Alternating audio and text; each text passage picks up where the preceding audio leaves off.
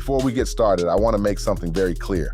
Everything I'm about to share represents my personal opinion based on publicly available information, news reports, media coverage, and conversations I've had with respected friends and family. I am not accusing anyone of any crime or misconduct. Many of the issues being discussed publicly remain allegations or unresolved questions.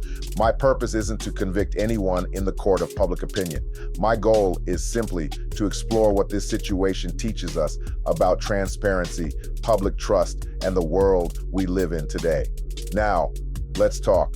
One of the most fascinating and honestly frustrating things about living in the social media age is watching how quickly a story develops. Within minutes, everybody becomes an investigator. Everybody becomes a lawyer.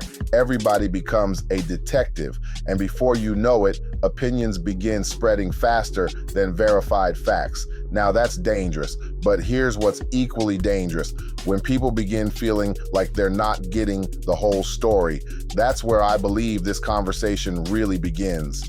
The Nolan situation has captured the attention of a lot of people, not simply because of what allegedly happened, but because people want answers. Whether you're convinced one way or another, or you're completely undecided, I think we can all agree on one thing. People deserve confidence that justice is being pursued fairly.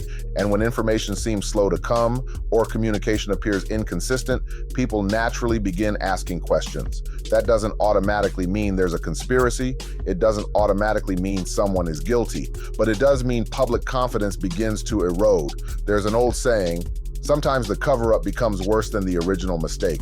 Whether that's actually happening here, I don't know. None of us outside the investigation know everything, but perception matters. If people begin feeling like information is being withheld or that the process lacks transparency, that perception alone can create suspicion. Now, let me say something that I think needs to be said. Social media deserves criticism. People rush to judgment.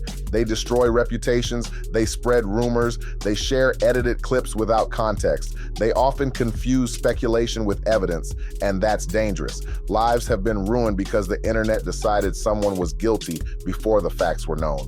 We have to resist that. But social media has also become one of the greatest accountability tools our generation has ever seen. Without ordinary people paying attention, asking questions, sharing information, many important stories might never receive the attention they deserve. History has shown us that public attention sometimes pushes institutions to move with greater urgency and transparency. So social media can be both a blessing and a burden. It can expose truth, or it can amplify misinformation.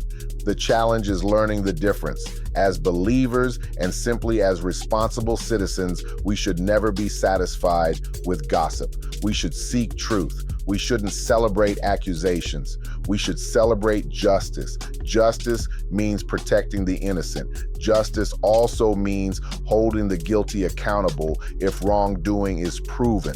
Both matter. Two things can be true at the same time.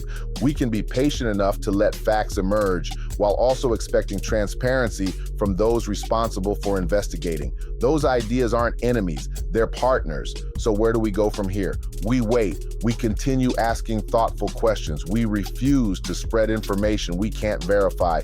We pray for every family affected. We pray for investigators to have wisdom and integrity.